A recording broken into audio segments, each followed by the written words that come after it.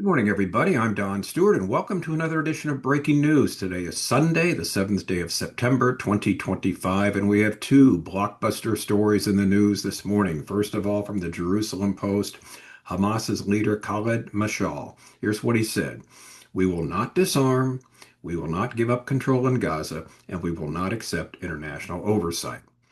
Sounds like game, set, and match, doesn't it? And then Elon Musk and the Trump administration go scorched earth on the European Union. Why?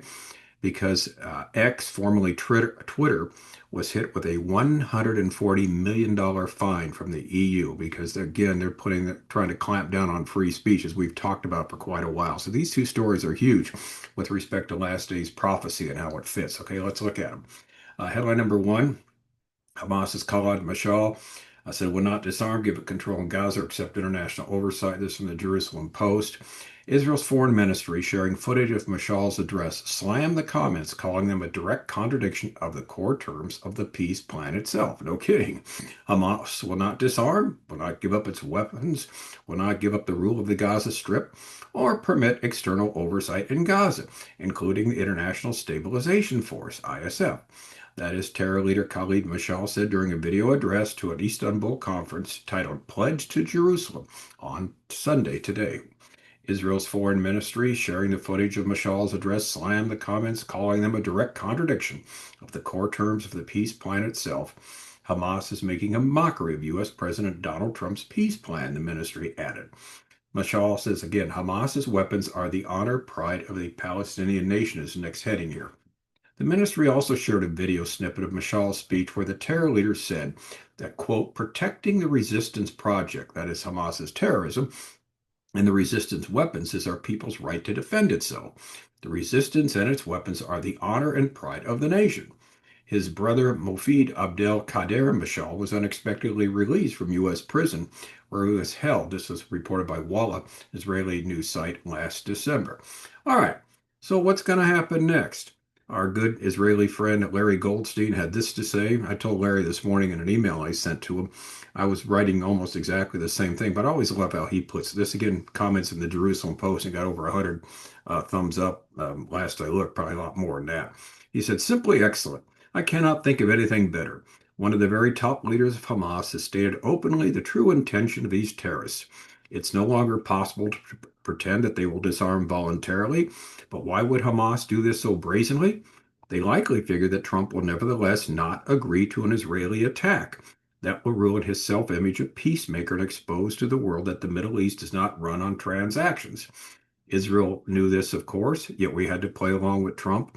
But now the reality is clear. Will Trump accept the need for a final invasion, or will he instead continue to pretend that there is some kind of peace process continuing in Gaza? Larry M. Goldstein. Larry, excellent as always. All right, so basically, Hamas has now made it clear that they will not abide by the agreement. Of course, as we know, they never planned to, as we've been pointing this out from the very beginning.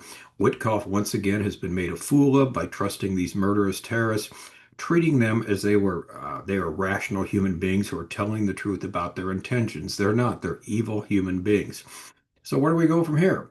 Will the U.S. keep on pretending, or will they revise the plan to accommodate Hamas and their supporters in the Muslim world? Now, also, too, I saw a couple of stories where there are reports today that Hamas will not release the body of the last deceased hostage Ron Gavili, but rather will use it as a bargaining chip going forward. This sounds exactly like them. This is how horrible they are. Get down to the last hostage and then hold back, just, cause the families horrific pain, cause Israel horrific pain, and then, toying with them and then making certain demands. Unless they get these demands met, they'll never see the body of their loved one again. All right. As we have said many times, this plan is an absolute fiasco. Two signs from our book, 25 Signs We're Near the End, come to mind. Sign number 7, there'll be a continuous search for peace in Israel. And sign 21, there'll be a rise in anti-Semitism. The entire world will be against Israel. The book is a free download from our website, Educating Our World, under the heading of Bible Prophecy. Now, bottom line is the world is certainly not helping Israel find peace. And they, of course, they won't find peace according to Scripture until the return of the Lord Jesus Christ. But in the meantime, they will search for it. But they get thwarted at every side. And of course, the world will be more and more anti-Semitic, anti-Israel. So what's going to happen next? Hamas's leadership have basically said, we're not going to abide by any of these things that we agreed to, supposedly agreed to. And so what are you going to do about it? They control 47% of Gaza. Israel has about 53%. It's been divided into, there's that so-called yellow line, they're dividing the two. So what's going to happen? There hasn't been, there've been fighting back and forth, and but no real big military progress either way from either side. But something's got to give, as we've been saying, and so we will soon see it. But it's going to be interesting to see what the Trump administration has to say about this, because remember, they're supposed to announce on December 15th their peace group, their body of peace. The ones that are going to run it as they rebuild Gaza. They're going to do that in March, and they've got all these great plans for peace in the Middle East. Well, Hamas, it seems, did not get the memo. All right, so that's our top story. It's a huge story, obviously, and we will have to wait and see what happens. Now, a second huge story: Elon Musk, Trump administration goes scorched earth on the European Union after X is hit with a $140 million fine. Uh, uh, Elon says the $100 million fine against X is bull, dot, dot, dot. And the European Union, he said, should be abolished. Elon Musk and the Trump administration officials delivered blistering criticism of the European Union after its executive branch issued a $140 million fine against Musk's social media platform X. The EU should be abolished and the sovereignty returned to individual countries so that governments can better represent the people, he wrote on X Saturday. Abolish the EU. Now, it's interesting what he said there. I know he didn't mean it this way, but the idea is the governments should be sovereignly representing their own people, but instead you have a union, a European Union, and eventually, as we've talked about, there's going to be a 10-nation confederation in the last days from Europe that is going to basically rule over its people and going to not give any individual country any say so, because it's what the union says and what the union believes and what the leadership believes. And so if you're just part of it, good luck, because what you want will not make any difference with the leadership there. So Musk says that sovereign control to the individual countries, but that's not what globalism wants. All right, we go on.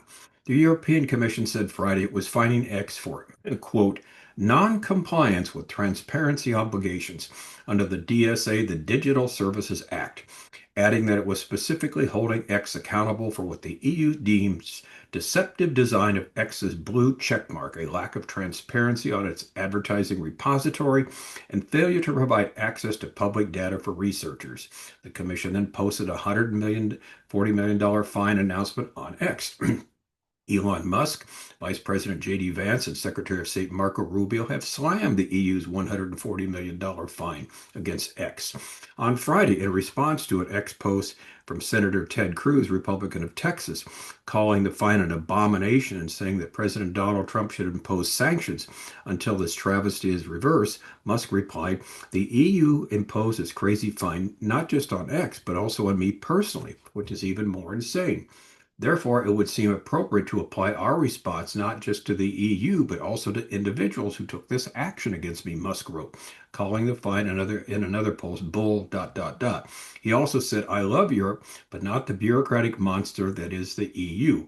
Secretary of State Marco Rubio said on X that the fine isn't just an attack on X, it's an attack on all American tech platforms and the American people by foreign governments. He's exactly right. Before the fine was announced, Vice President J.D. Vance said the EU should be supporting free speech, not attacking American companies over garbage. The EU adopted the DSA. We talked about this back in 2022 to regulate online platforms such as social networks and, quote, to prevent illegal and harmful activities online and the spread of disinformation. And the disinformation means anything that goes against what the government says. The party line is called disinformation, not to be believed. In other words, they've been trying to kill free speech now for 4 years. But the law has since faced opposition from the Trump administration amid its free speech promotion on the global stage. Commerce Secretary Howard Lutnick said on X, the Digital Services Act is designed to stifle free speech in American tech companies. We have made our position clear to our counterparts in Europe. Foreign bureaucrats have zero right to tell Americans what they can and cannot say, added Senator Eric Schmidt, Republican from Missouri. Once again, Europe is fining a successful U.S. tech company for being a successful U.S. tech company, said Federal Communications Commission's FCC Chairman Brendan Carr. Europe is taxing Americans to subsidize a continent held back by Europe's own suffocating regulations. And Senator Rick Scott of Florida, Republican of Florida, said America is done looking the other way while foreign governments seek to censor our people and bully our companies. All right. This fine from the EU is a continuation of the crackdown on free speech.